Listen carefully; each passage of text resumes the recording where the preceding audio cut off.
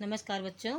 पिछली कक्षा में हमने आपको पाठ 10 अम्बा पुत्रयो वार्तालापा, माता और पुत्र का, बेटे का की बातचीत पढ़ाया था, जिसमें मैंने आपको प्रत्यय, कत्वा प्रत्यय, ल्यप प्रत्यय और तुमुन प्रत्यय पढ़ाया था और पाठ का अर्थ बताया था, शब्दार्थ कहा था लिखने के लिए और याद करने के लिए। तो बच्चों, आशा करती हूँ आपने वह सब कार्य पूरा कर लिया होगा। आज हम पाठ 10 का अभ्यास कार्य करेंगे। आइए देखें। पहला है मौखिक कार्यम, मौखिक कार्य। उच्चारणम कृत्वा स्मरत, उच्चारण करके याद करिए। बच्चों, यहाँ पर प्रत्यय दिए हुए हैं, मैंने आपको अच्छे से समझाया था। अगर आपको समझ में आ गया होगा तो आपको इन प्रत्ययों को समझने में कोई दिक्कत नहीं आएगी। आइए पहला प्रत्यय देखें। दृश्य का अर्थ होता है देखना। धन कत्वा प्रत्यय है। यह किस अर्थ में प्रयोग होता है? कर के अर्थ में। दोनों को मिला के क्या बना? दृष्टवा। इस तरीके से आपको उच्चारण भी करना है, मैं साथ साथ समझा भी रही हूँ। गम धन कत्वा बराबर गत्वा। तो आपने यहाँ पर देखा कि कर के अर्थ में कत्वा प्रत्यय का प्रयोग होता है। दृष्टवा का अर्थ है देख कर, और गम धन कत्वा का अर्थ है जाकर या जा कर के। रक्ष का धातु है, इसका अर्थ है रक्षा करना। धन तुमुन, तुमुन प्रत्यय है। तुमुन प्रत्यय का प्रयोग के लिए अर्थ में होता है बच्चों। प्रत्यय मिलाकर क्या बना? रक्षितुम शब्द बना, तो रक्षा करने के लिए। यहाँ पर देखिए बच्चों, उपसर्ग के साथ प्रत्यय है। तो हमने क्या बताया था कि ल्यप प्रत्यय वहाँ पर होता है जहाँ पर धातु से पहले उपसर्ग आता है। तो आप देख रहे हैं गम धातु है, उससे पहले आ उपसर्ग आया है, उसके बाद ल्यप प्रत्यय है। तो आ धन गम धन ल्यप, और ल्यप में या ही शेष बचता है। धातु के साथ और उपसर्ग के साथ केवल या जुड़ता है।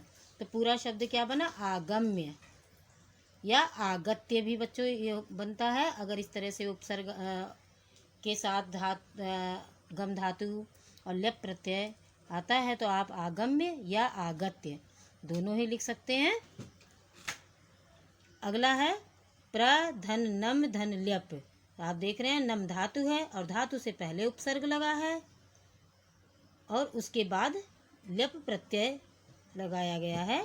तो क्या बना पूरा शब्द? प्र धन नम धन ल्यप लगाकर क्या बना? प्रणम्य, प्रणाम करके। यहाँ पर आगम्य या आगत्य का अर्थ है आ करके, और प्रणम्य का अर्थ है प्रणाम करके। खाद धातु है, धन तुमुन प्रत्यय है। तो खाद धन तुमुन बराबर क्या शब्द बना? खादितुम। इसका अर्थ है खाने के लिए। आपको इस तरह से उच्चारण करते हुए याद करना है और अर्थ का आप विशेष ध्यान रखें। कत्वा और ल्यप प्रत्यय जो है कर के अर्थ में प्रयोग होते हैं और तुमुन प्रत्यय के लिए के अर्थ में प्रयोग किया जाता है। तो आप जो है इसको अच्छे से याद करेंगे। आइए अब लिखित कार्य देखें बच्चों। लिखित कार्य है, पहला प्रश्न है शुद्धम संस्कृत पर्यायम इति चिन्हेन चिन्हीकुरुत। शुद्ध संस्कृत पर्याय को पर सही का निशान लगाइए। तो आप यहाँ देख रहे हैं हिंदी में शब्द दिए हुए हैं और 3 ऑप्शन है, जिनमें से जो है इस शब्द का की सही संस्कृत क्या है वह वहाँ पर उसके आगे आपको सही का निशान लगाना है।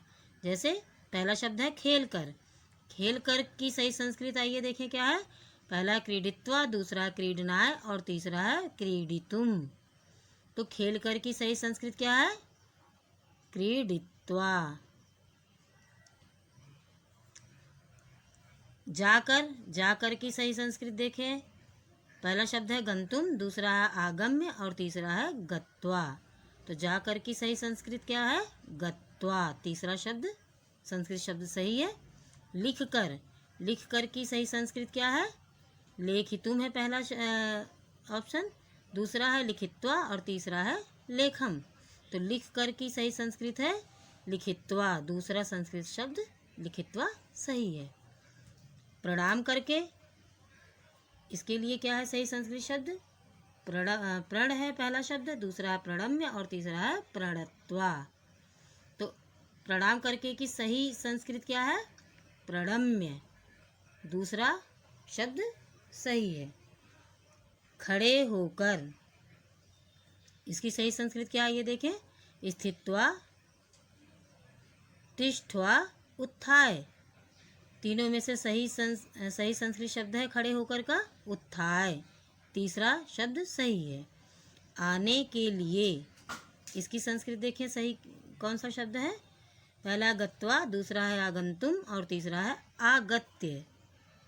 आने के लिए की सही संस्कृत है आगंतुम। यहाँ पर तुम प्रत्यय हो ना, के लिए अर्थ में आया। यहाँ होकर, करके, लिख कर, जाकर, खेल कर है, तो सब में जो है कत्वा प्रत्यय और लेप प्रत्यय आया है। और आने के लिए तुमुन प्रत्यय है। तुमुन प्रत्यय के लिए में जो है के लिए अर्थ आता है, तो आगंतुम, आने के लिए। इस तरह से बच्चों आपको शब्दों पर सही का निशान लगाना है। दूसरा प्रश्न है धातुषु निर्देश यथा निर्देशम कत्वा ल्यप तुमुन प्रत्ययान संयोज्य पदानि लिखत। धातुओं में कत्वा ल्यप तुमुन प्रत्यय को जोड़कर शब्द लिखिए। धातुओं में निर्देशानुसार कत्वा ल्यप तुमुन प्रत्ययान, प्रत्यय को जोड़कर पदानि शब्द को लिखिए या लिखें।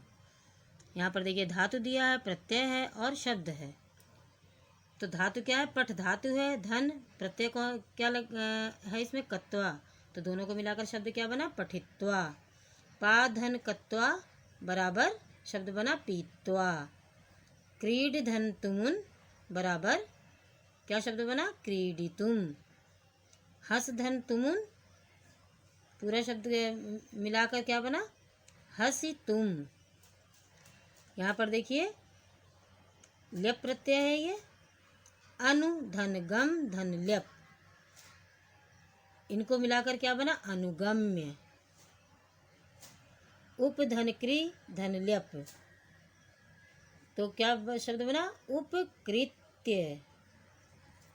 तो इस तरह से बच्चों आपको अपने शब्दों को जो है उपसर्ग और धातु और प्रत्यय तीनों के बारे में दिया हुआ है। यहाँ पर आपने देखा ये कत्वा प्रत्यय है, जैसा कि आप देख रहे हैं। यहाँ पर तुमुन प्रत्यय है और यहाँ पर लेप प्रत्यय है। तीनों प्रत्यय का प्रयोग करते हुए यहाँ पर शब्द बनाए गए हैं।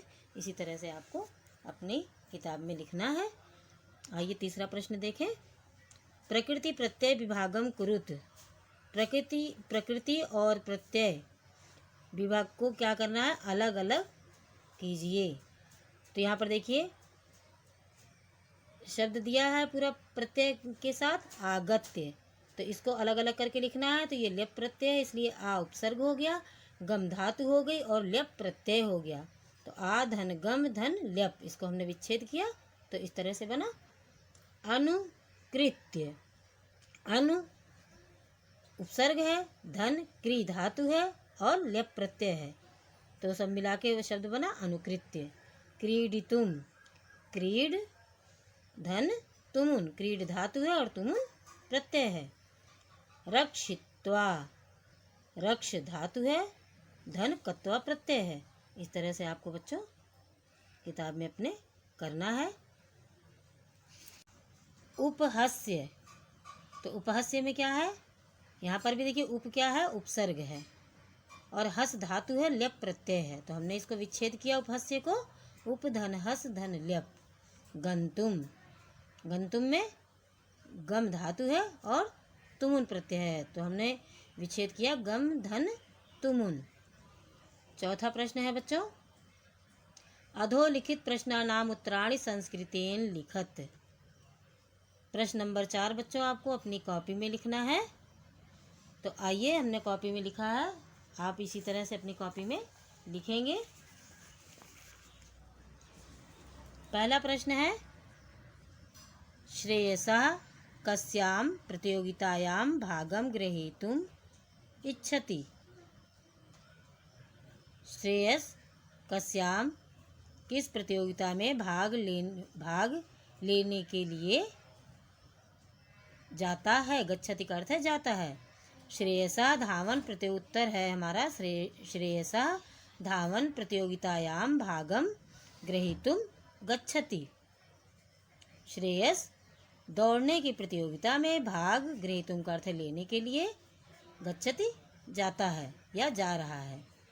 दूसरा प्रश्न है बच्चों, अम्बा किम आनेतुम आपणम गंतुम इच्छति।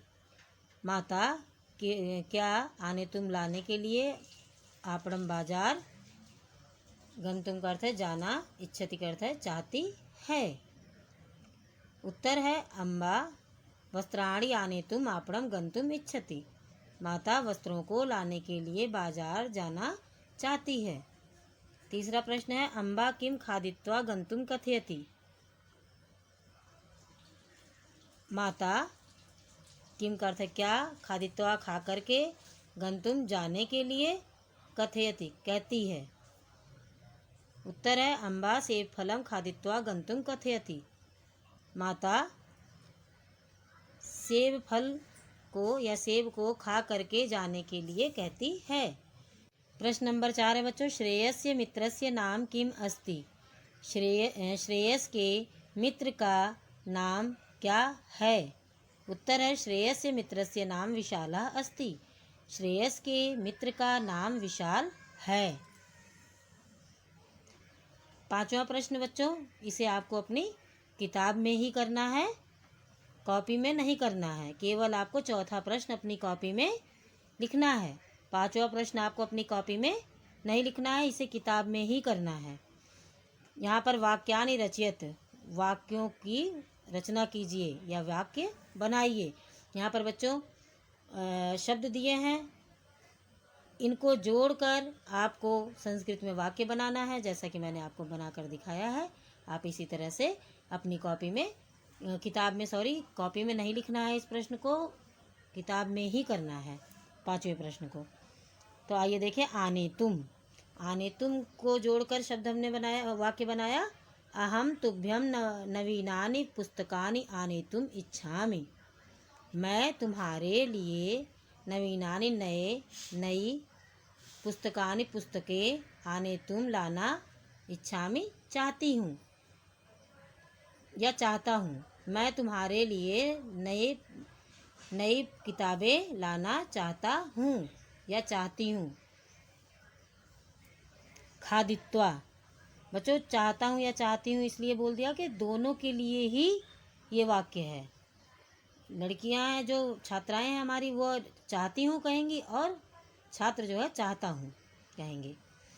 दूसरा शब्द है खादित्वा, इससे वाक्य बनाया हमने, रामः भोजनम खादित्वा विश्रामम करिष्यति।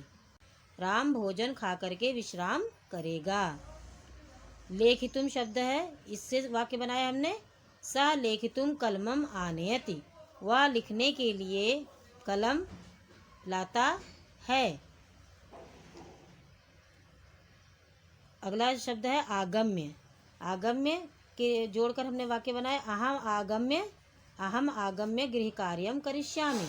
मैं आ करके गृह कार्य करूँगा।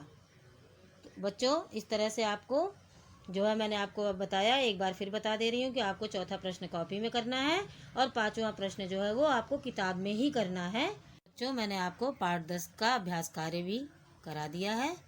आप इसे अच्छे से, जिस तरह से मैंने कार्य करने के लिए कहा है उसी तरह से आप इस कार्य को करेंगे और साथ साथ याद भी करते चलें। जितना भी काम आपका कराया जा चुका है और याद भी करें, और काम अगर बच्चों पूरा नहीं किया है तो उसे आप पूरा कर लें। अगले सप्ताह आपका काम देखा जाएगा। आशा करती हूँ मेरी कही गई बातें आपको समझ में आई होंगी। इसी के साथ धन्यवाद।